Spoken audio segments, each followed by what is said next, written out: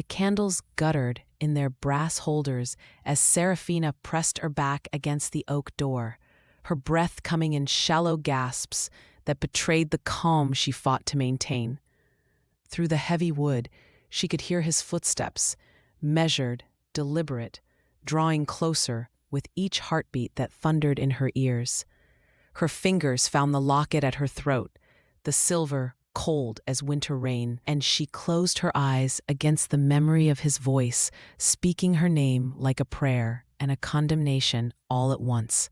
The corridor beyond had grown silent, but she knew he waited there, patient as shadow, knowing she would have to emerge eventually into whatever judgment awaited her in the moonlit halls of Raven's Hollow.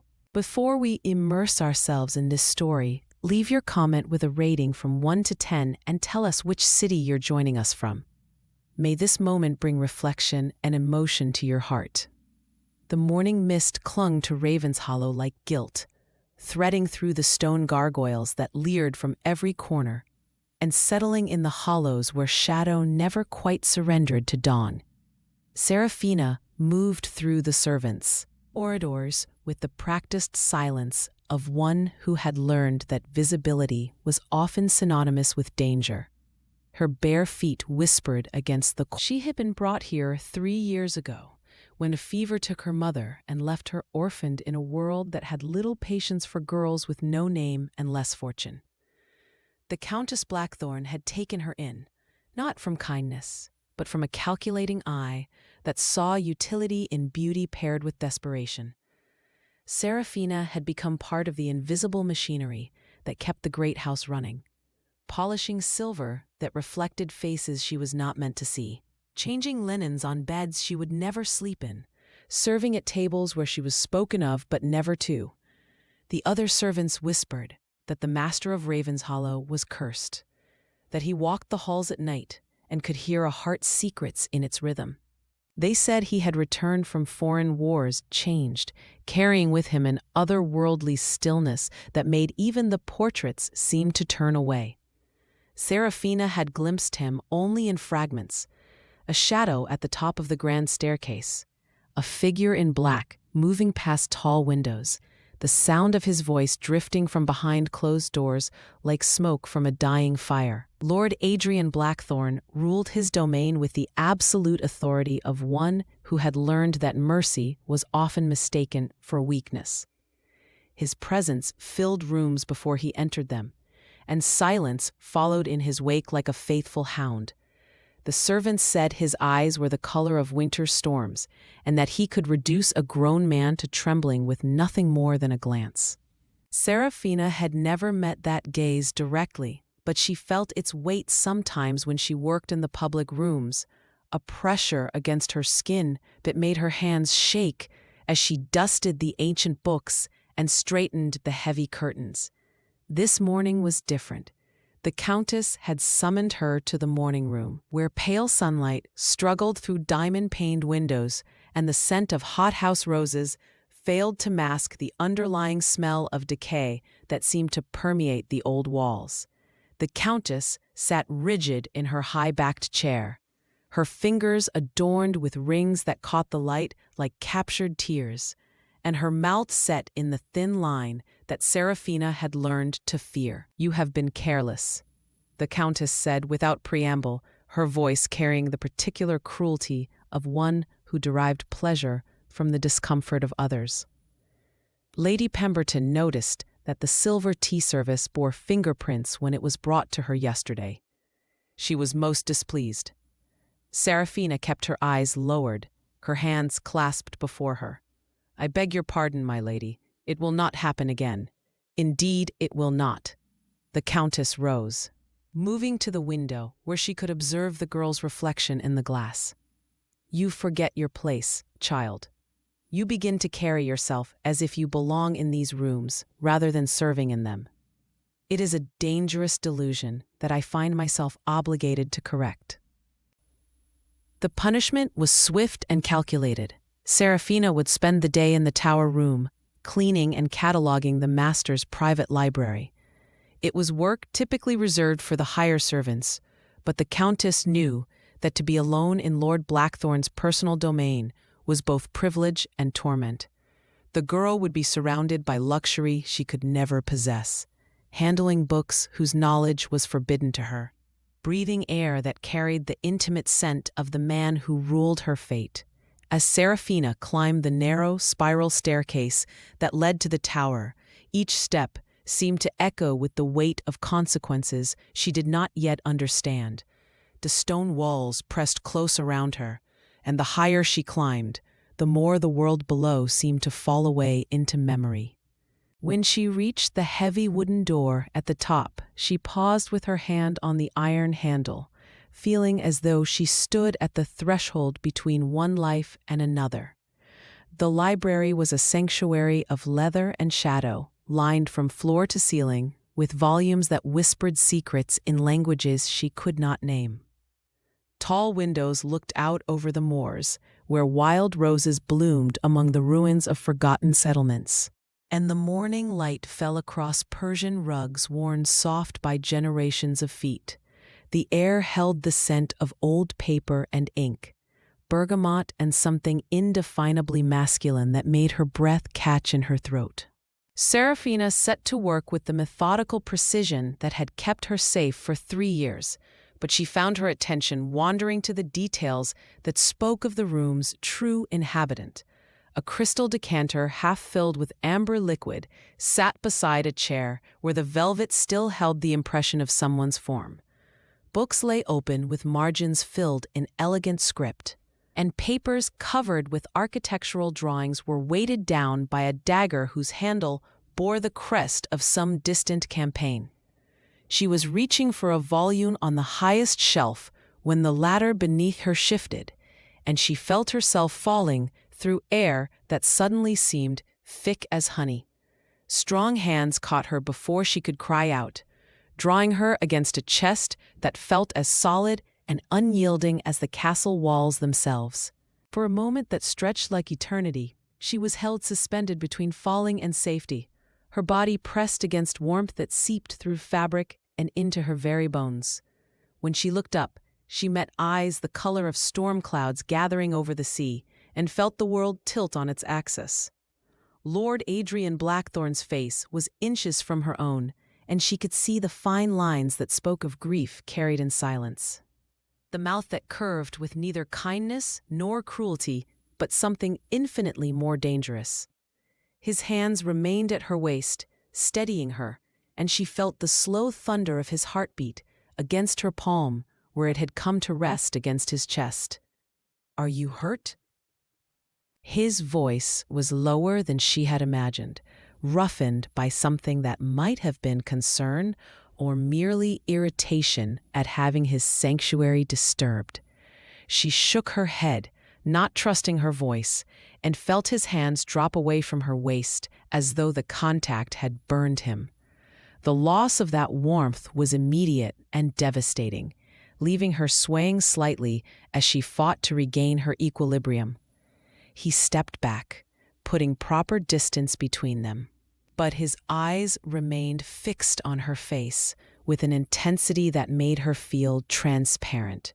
"You should not be here alone," he said, though whether it was concern for propriety or something else entirely, she could not tell. "The Countess ordered it, my lord," Seraphina managed, her voice barely above a whisper. "As punishment." Something flickered across his features, surprise, perhaps, or anger. He moved to the window, presenting her with the austere line of his profile, and for a long moment the only sound was the distant cry of crows wheeling over the moors. "What transgression earned you such a sentence?" he asked finally, and there was something in his tone that made her think he already suspected the answer. "I was careless with the silver, my lord," Lady Pemberton complained. He turned then, and the look he gave her held such sardonic understanding that she felt heat rise in her cheeks.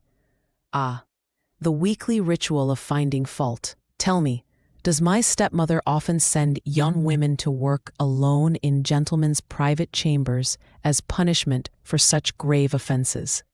The question hung in the air between them, laden with implications that Serafina dared not examine too closely. She remained silent, her hands clasped before her, feeling as though she stood in a current that threatened to sweep her into waters far too deep for her understanding. Lord Blackthorn moved closer, stopping just beyond arm's reach, and she caught the scent of sandalwood and something wilder, the smell of wind over open water, of places beyond the confines of drawing rooms and social expectations. "Look at me," he commanded softly, and though her every instinct warned against it, she found herself raising her eyes to meet his. The impact was immediate and overwhelming, like stepping from shadow into blinding sunlight. In his gaze she saw not the cold distance she had expected, but a hunger that made her knees weaken and her breath come short. "You are not what you seem," he said, reaching out to touch the chain at her throat where a simple locket rested against her skin. His fingers did not make contact, but she felt the heat of them as surely as if he had branded her. "There is steel beneath that dove's facade, is there not?" Before she could answer, the sound of footsteps on the stairs broke the spell that had wound itself around them both. Lord Blackthorn stepped back smoothly, his face resuming the mask of aristocratic indifference, but not before Serafina saw something in his eyes that looked like regret. The Countess appeared in the doorway, her sharp features arranged in an expression of surprise that fooled no one. "Adrian, my dear, I had no idea you were here. I do hope this girl has not been disturbing your work." "On the contrary," he replied with glacial politeness, "I find myself quite enlightened by her presence." The words were innocuous enough, but something in his tone made the Countess's smile falter. Serafina kept her eyes fixed on the carpet, feeling the undercurrents of power and resentment that flowed between the two nobles like a riptide beneath calm waters.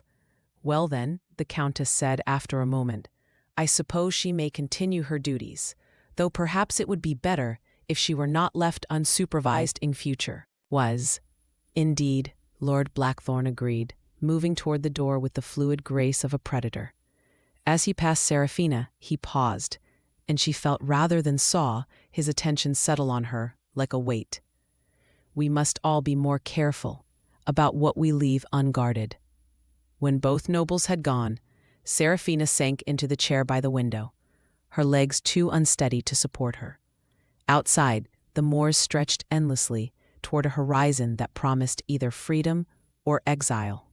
And she wondered which would prove more dangerous, the life she had known, or the one that beckoned from the depths of storm-colored eyes. The afternoon passed in a haze of leather bindings and whispered pages. But every few minutes her gaze would drift to the place where he had stood, and her fingers would unconsciously trace the chain at her throat where his hand had almost touched. The locket felt warmer than usual against her skin, as though it had absorbed some essence of that charged moment, and now pulsed with it like a second heart. As evening painted the windows purple and gold, Serafina finally descended the tower stairs, carrying with her the weight of changed circumstance. She did not yet understand the game that had begun that day, but she felt its rules settling around her like invisible chains, beautiful, terrible, and impossible to break.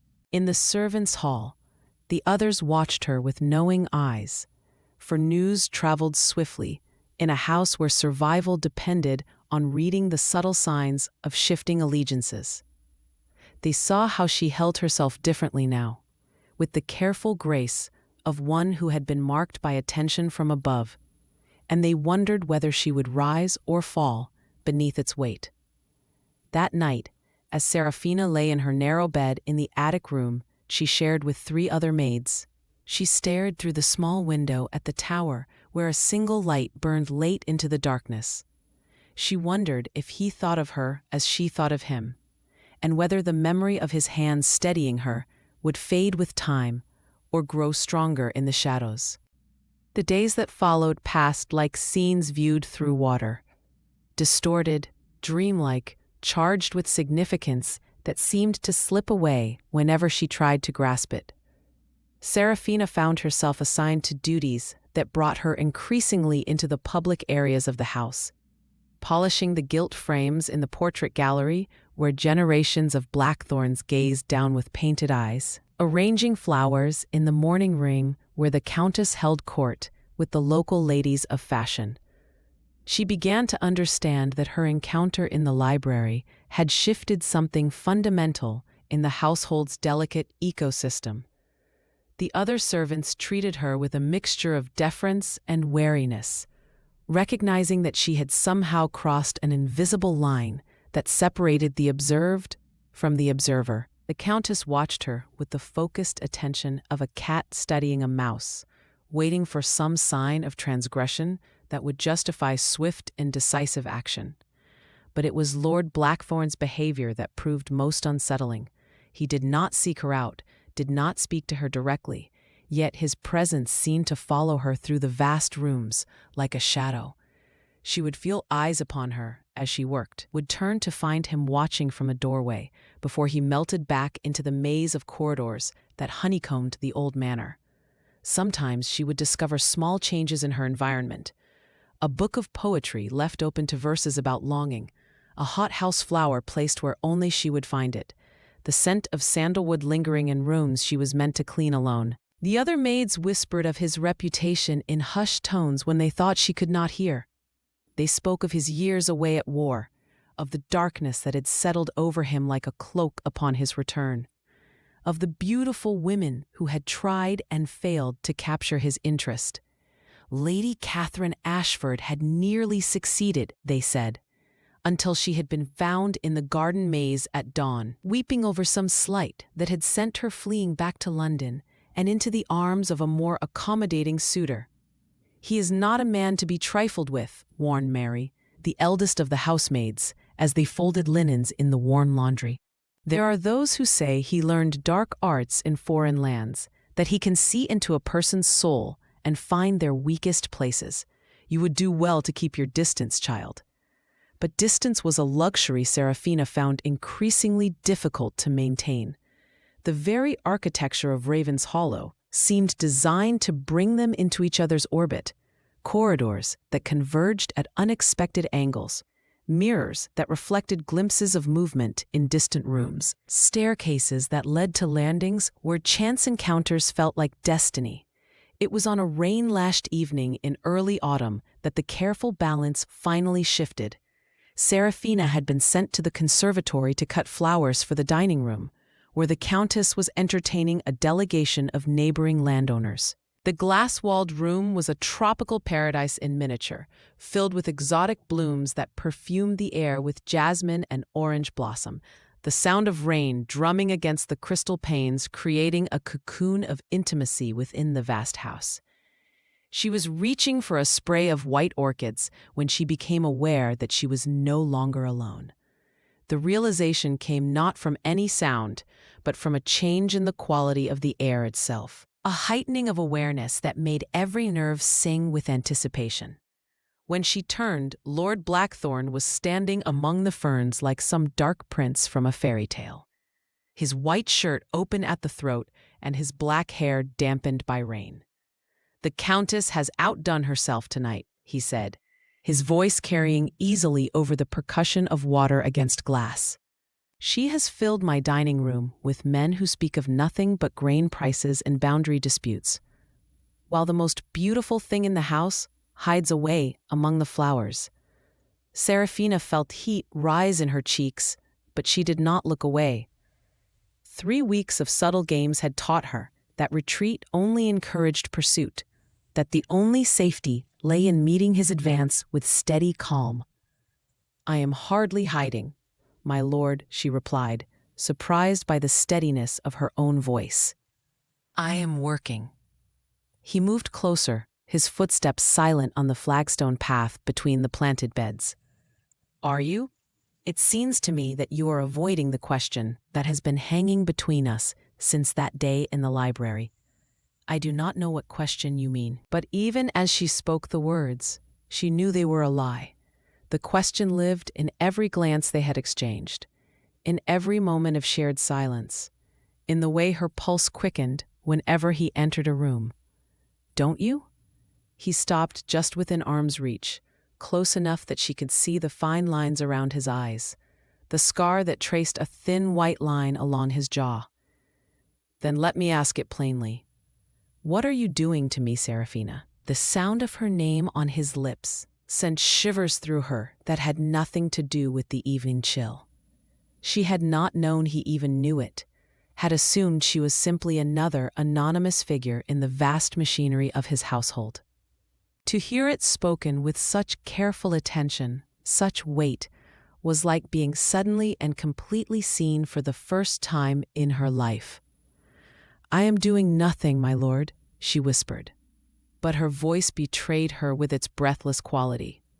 "Nothing," he repeated, reaching out to touch a curl that had escaped from her cap. His fingers barely grazed her hair, but the contact sent electricity racing through her entire body. "Then why do I find myself searching for glimpses of you in every room? Why do I lie awake at night, thinking of the way you looked at me when I caught you from falling? Why does the sound of your footsteps in the corridor make my heart race like I am some green boy experiencing his first infatuation?"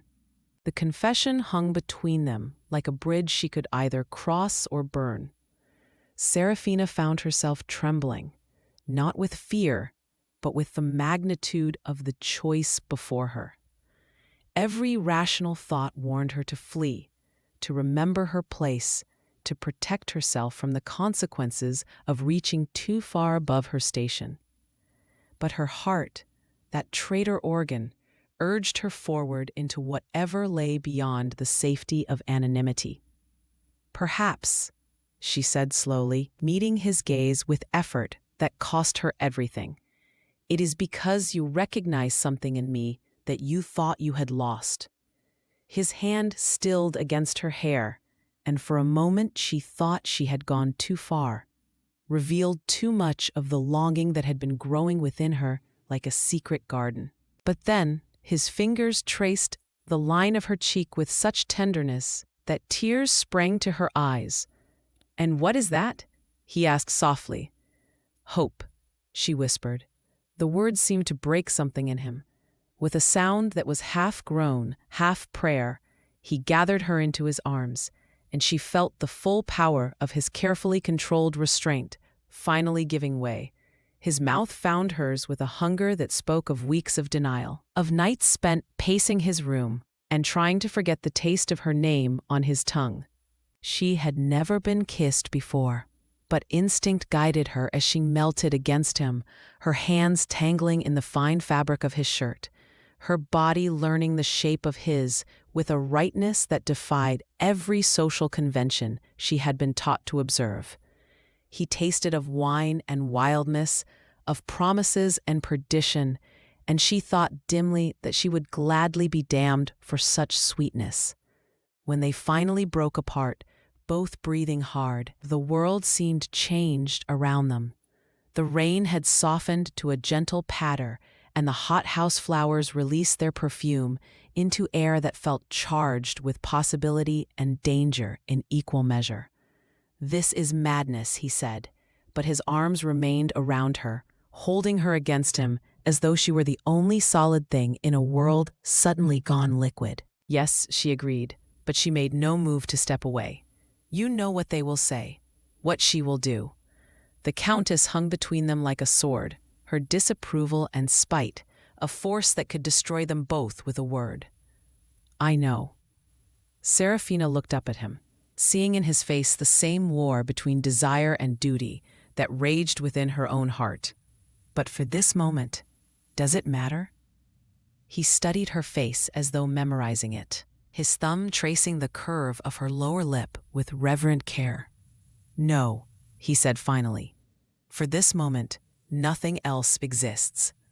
They stood together in the glass sanctuary while the rain washed the windows clean and the night wrapped around them like a conspiracy. Neither spoke of the future or the obstacles that lay between them and any hope of happiness.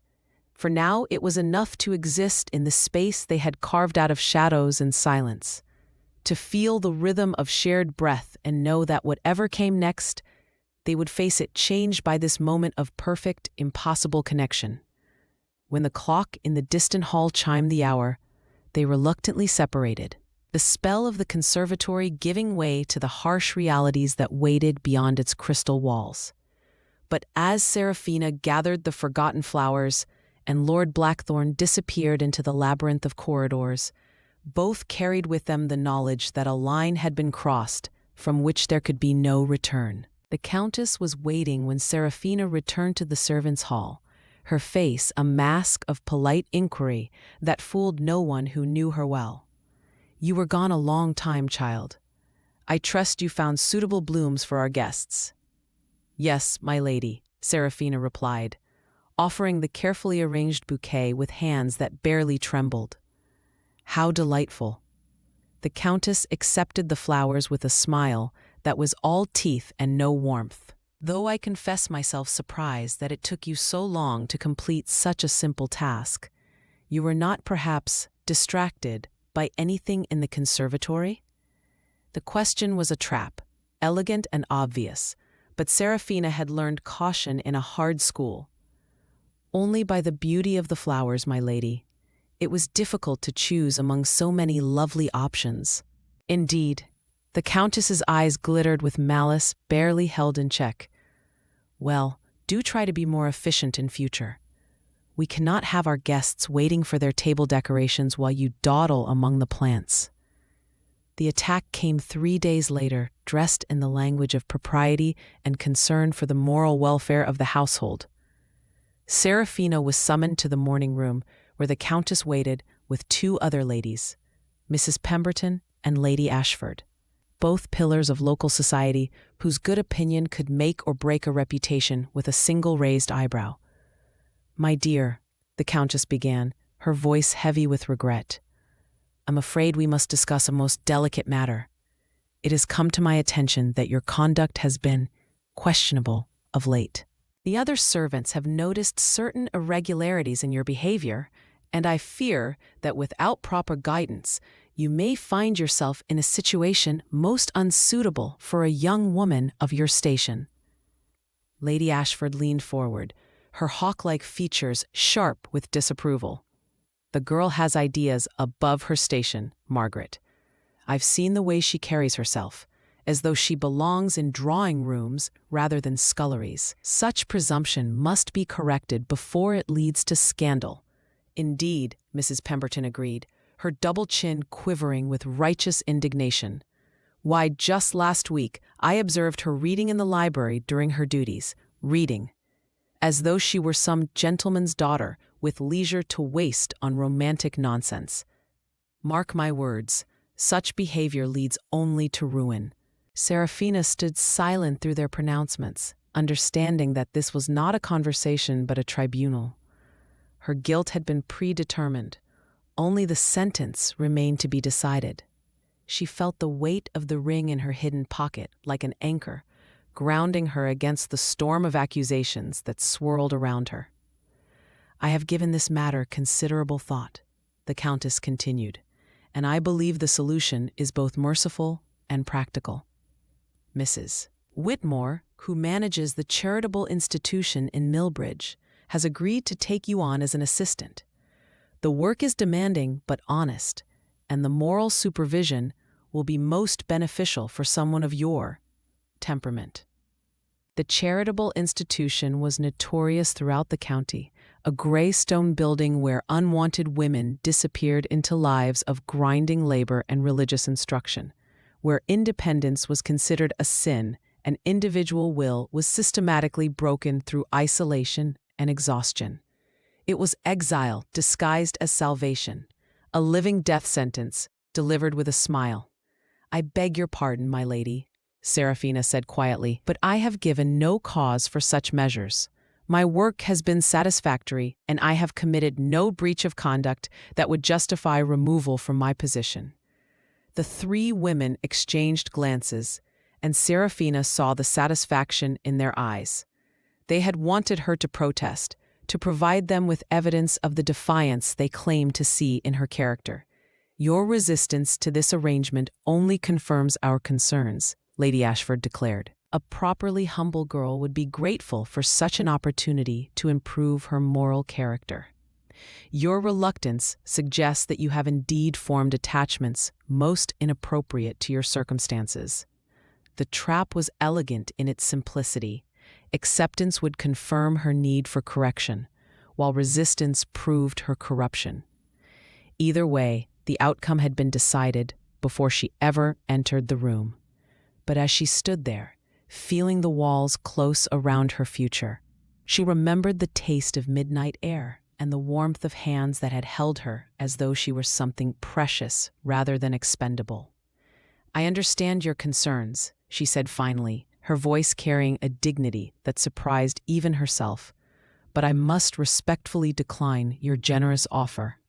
I am content with my position here and see no need for the guidance you describe." The silence that followed was electric with shock and rage. No servant had ever dared refuse the Countess's will so directly, so publicly.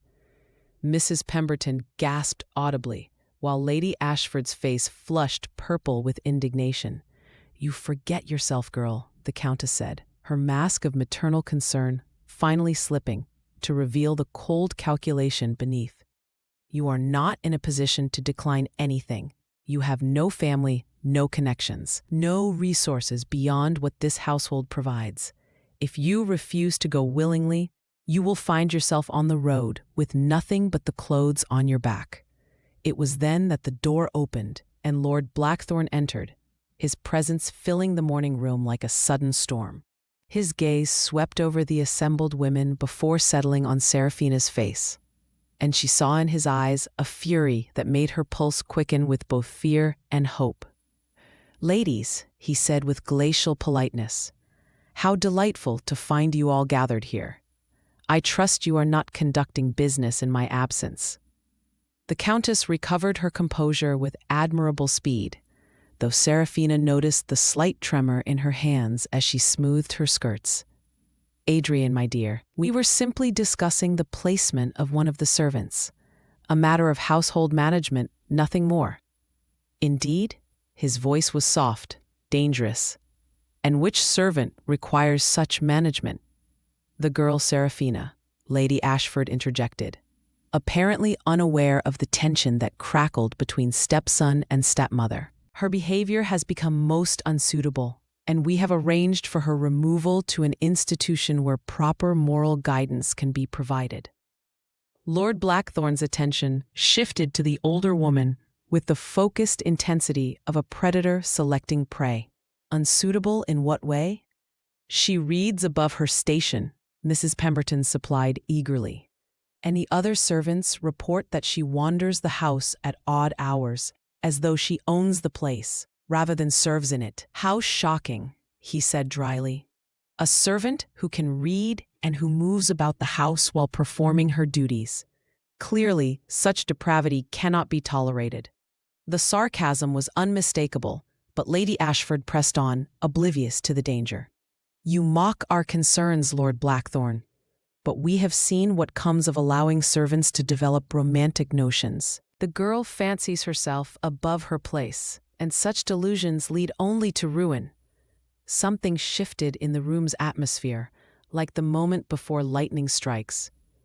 When Lord Blackthorne spoke again, his voice carried the absolute authority of generations of men who had ruled through will and birthright. "I see. And who precisely gave you the authority to make decisions regarding the servants in my household?" The question hung in the air like a sword, its implications clear to everyone present. The Countess paled, understanding too late that she had overreached, had allowed her hatred of Seraphina to blind her to the delicate balance of power that governed their relationship. "I merely fought," she began, but he cut her off with a gesture. "You thought incorrectly. This is my house, and these are my servants. Any changes to their circumstances will be decided by me, not by committees of well-meaning ladies with too much time and too little understanding. Lady Ashford drew herself up, her pride stung. Are you suggesting that our judgment is unsound? I am stating it plainly. His smile was sharp enough to cut. Your judgment in matters of morality is particularly questionable. Given that you raised a daughter who threw herself at my head for the better part of a season before departing in tears when her advances were not reciprocated. The blow was precise and devastating. Lady Ashford gasped as though she had been slapped, while Mrs. Pemberton stared in shock at such plain speaking. Only the Countess maintained her composure, though Seraphina could see the fury burning in her eyes like banked coals. Now then, Lord Blackthorne continued as though he had not just demolished 2 reputations with surgical precision. I believe this conversation is concluded. Ladies, I trust you can find your way out without assistance. The dismissal was absolute. One by one, the women filed from the room, their heads high, but their power broken. The Countess was the last to leave, pausing at the door to deliver a parting shot. This is not finished, Adrian, she said quietly. You may protect her for now, but you cannot guard her every moment. Consider carefully whether she is worth the price you will pay for this defiance. When they were alone, the silence stretched between them like a held breath. Seraphina remained standing in the center of the room, hardly daring to believe that the threat had been neutralized so swiftly, so completely. You should not have done that, she said finally, though her voice carried gratitude rather than reproach. Should I have allowed them to destroy you? He moved closer, stopping just within arm's reach. Should I have stood by while they sent you to that gray prison to waste away among broken women and broken dreams? The cost to you is mine to pay. His hand rose to touch her cheek, thumb tracing the line of her cheekbone with infinite gentleness. Do you think I would choose my reputation over your freedom? My comfort over your safety? She leaned into his touch, feeling the last of her defenses crumble. What happens now? Now we stop hiding. His other hand found the chain at her throat, fingers tracing the silver links until they reached the hidden pocket where his grandmother's ring lay concealed. Now we stop pretending that what exists between us can be denied or dismissed or explained away by propriety. The declaration should have terrified her, but instead she felt only relief, the deep, overwhelming relief of a prisoner finally released from chains she had not realized she wore. The scandal will be considerable, he agreed, smiling at her expression. Shocking, even. The neighboring families will whisper for months about Lord Blackthorne's unsuitable attachment to a servant girl. My peers will question my judgment, my breeding, my sanity. Then why? Because, he said, framing her face between his hands, I have spent 10 years trying to be the man they expected me to be, and it has brought me nothing but emptiness. You make me remember what it feels like to be alive, to want something more than duty and obligation. If that is madness, then I choose to be mad. When he kissed her, it tasted of freedom and rebellion, of choices made in defiance of consequence. She kissed him back with equal fervor, pouring into the contact all the fear and hope and desperate love that had been building within her for weeks. There will be conditions, he said, when they broke apart, his forehead resting against hers. We cannot simply continue as we have been. The household must be restructured, your position formalized. You will need education, preparation for the role you will eventually fill. The future he described shimmered before her like a mirage, impossible, beautiful, fraught with obstacles that seemed insurmountable. But when she looked into his eyes, she saw not the cold aristocrat the world knew, but the man who had caught her when she fell, who had seen something in her worth protecting even at the cost of his own peace. I am ready, she said, and meant it. Unnecessary. The transformation began immediately. Within hours of the confrontation in the morning room, Serafina found herself relocated from the servants' quarters to a small but elegant chamber in the family wing of the house. The room overlooked the garden where white roses climbed ancient walls, and its windows caught the afternoon light in pools of gold that seemed to promise endless summer. The Countess herself departed for Bath the following week, claiming a need for the waters but fooling no one who understood the politics of defeat. Her rooms were closed and shuttered, their contents covered in white sheets, like ghosts of a vanquished past. With her departure, the atmosphere of the house lightened perceptibly, as though a weight had been lifted from its ancient stones. The education Lord Blackthorn had promised proved more rigorous than anything she had imagined. She spent her mornings with a stern governess imported from Edinburgh, learning to navigate the complex rules of etiquette that governed polite society. Her afternoons were devoted to French and Italian, to watercolors and music, to all the accomplishments deemed necessary for a lady of quality. The evenings, however, belonged to them alone. After the household had retired and the servants had withdrawn to their quarters, they would meet in the library or the conservatory, sometimes the garden pavilion, where moonlight painted everything in silver and shadow. These stolen hours became the anchor of her existence, the moments when she could set aside the weight of transformation and simply be herself with the man who had chosen to love her, despite every rational argument against it. "Do you ever regret it?" she asked one night, as they sat beside the fountain in the conservatory, surrounded by the perfume of night-blooming jasmine. "The scandal, the gossip, the way they all look at you now?" He considered the question seriously, as he did all her inquiries into his state of mind. "I regret the necessity of it," he said finally. "I regret that the world is constructed in such a way that love must justify itself to prejudice and fear. But I do not regret choosing you over their approval."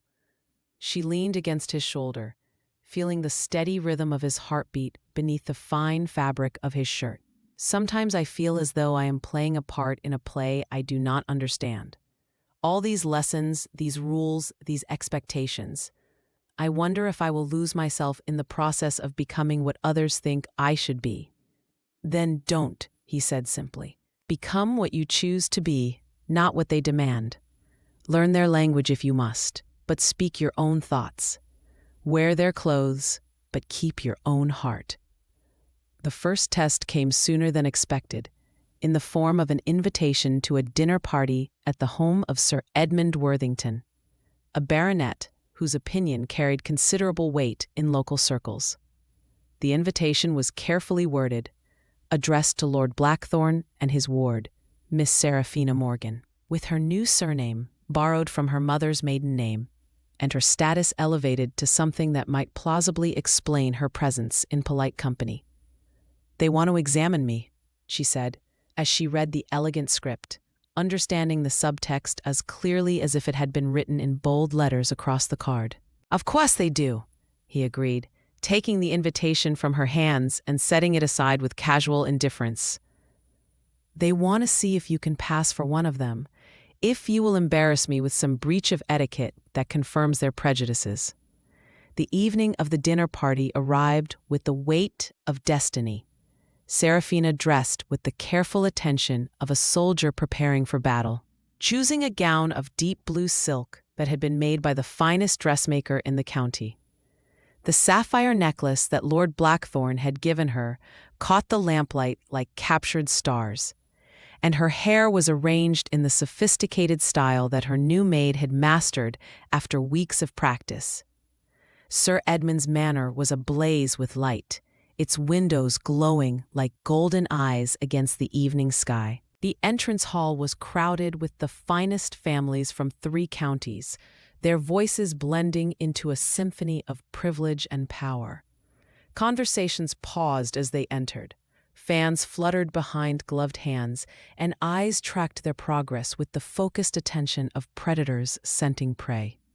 Dinner was an exercise in social warfare, conducted with silver implements and crystal glasses. Serafina found herself seated between a pompous young baronet who spoke only of his hunting exploits and a sharp-eyed matron who peppered her with questions designed to expose any gaps in her education or breeding. "Your father's family, my dear. The Morgans of Devonshire, I assume.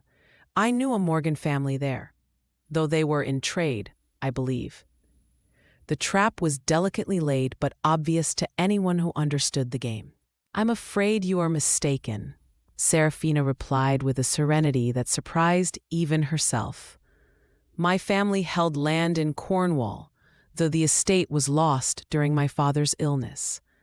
It was a plausible story, carefully constructed to explain her current circumstances while avoiding any taint of commerce or scandal.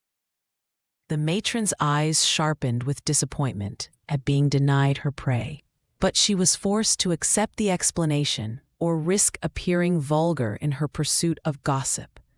When Serafina was called upon to perform at the pianoforte, she chose a piece by Bach that required technical precision rather than dramatic interpretation, demonstrating her skill without appearing to seek attention.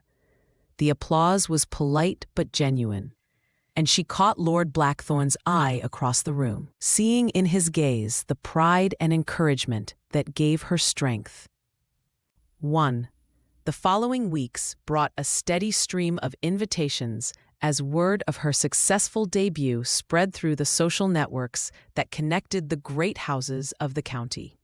Each event was a test of a different sort: her knowledge of literature at a salon, her ability to navigate complex political discussions at dinner parties, her grace on the dance floor at assemblies where she was partnered with eligible bachelors.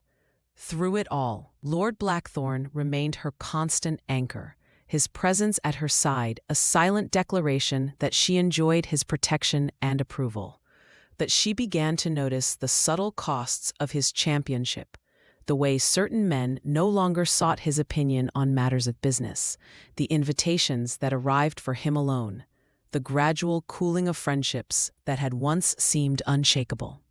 "You are paying a higher price than you predicted," she said one evening as they walked through the garden after returning from a particularly trying musical evening.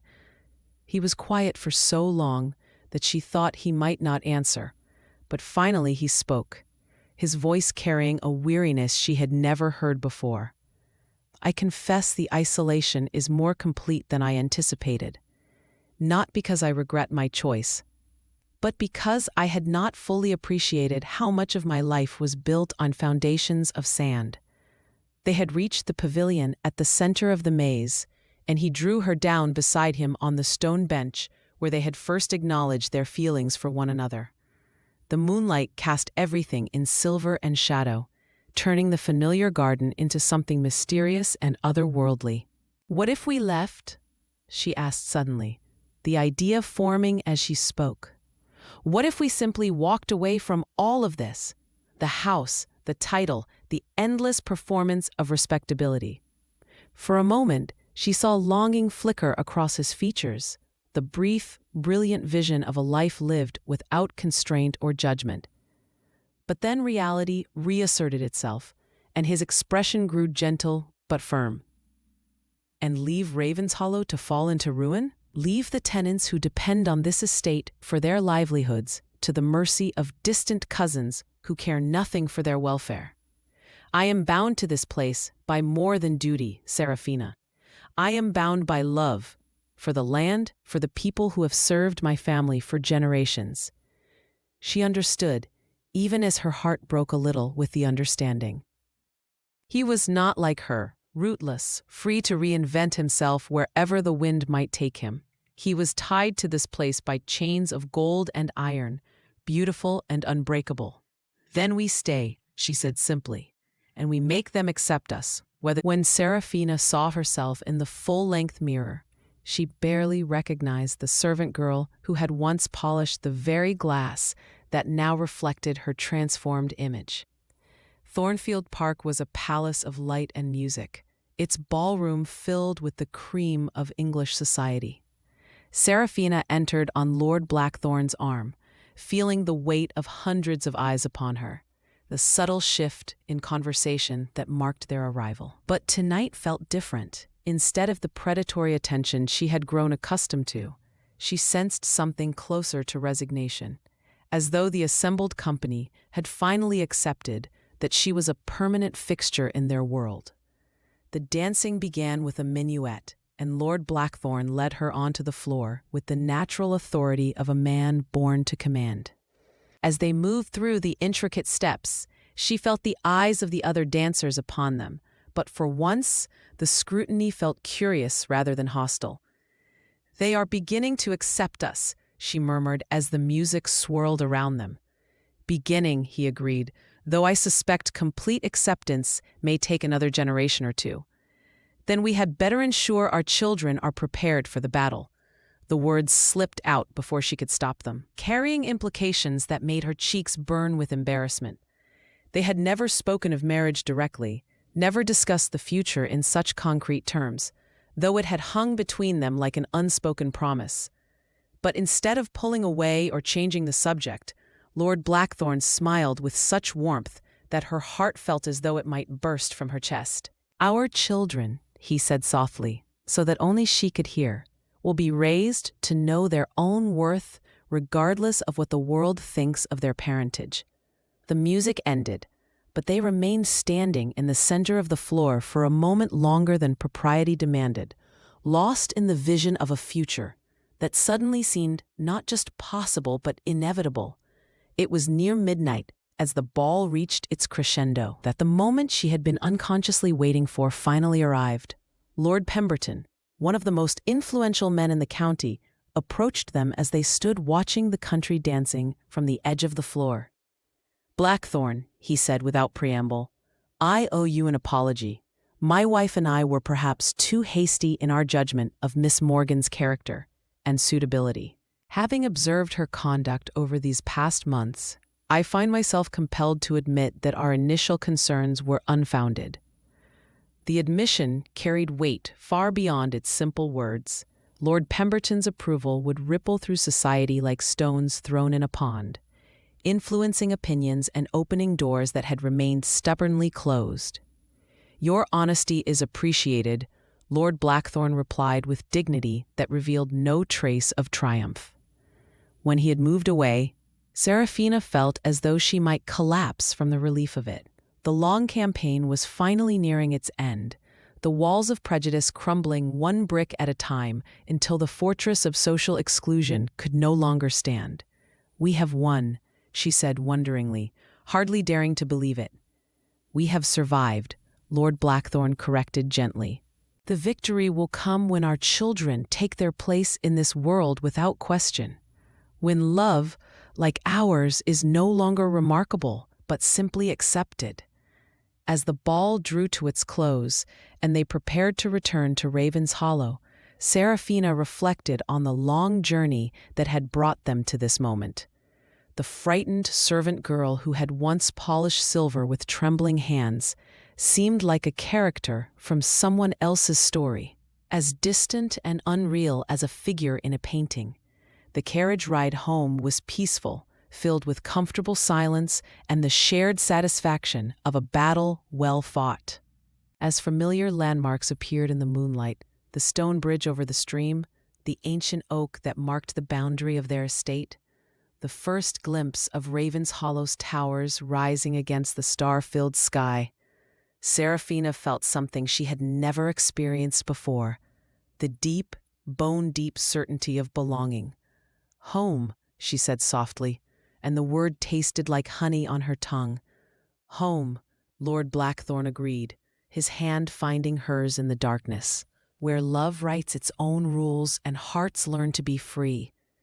As their carriage swept up the long drive toward the great house that had witnessed so many changes, Seraphina thought of all the other women who might follow in her footsteps, servants and governesses, poor relations and forgotten daughters, all the invisible girls whose dreams had been considered too small or too dangerous to matter.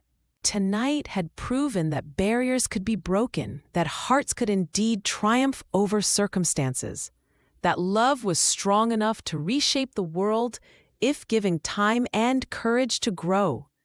It was a legacy worth leaving, a story worth telling, a hope worth nurturing in the secret places where dreams take root and flourish.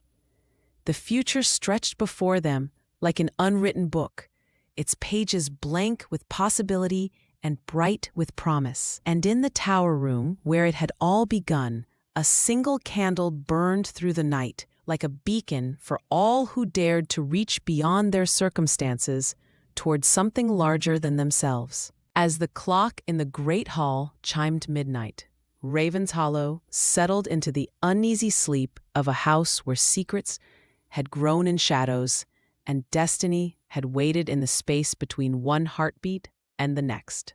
But now those secrets had been transformed into truth, and that destiny claimed in defiance of every obstacle society could place in their path. In the months that followed, the engagement would be announced with all the ceremony befitting a lord of the realm. The wedding would be spoken of for years, a celebration that transformed scandal into romance, rebellion into triumph. Children would indeed come, beautiful and strong and proud of their heritage, raised to know that love was the greatest aristocracy of all. But tonight, as the lovers finally came home to the castle that had witnessed their transformation from strangers to soulmates, it was enough to know that they had won the right to write their own story. In a world that tried to dictate worth by bloodlines and bank accounts, they had proven that the human heart recognized no such boundaries. The servant girl and the lord would become legend in the end, a tale told in whispers by other girls who dared to dream beyond their circumstances, proof that sometimes, just sometimes, love really could conquer all. If this story found a mirror in your soul, leave your comment and share. Sometimes, what hurts in us is what makes us most human.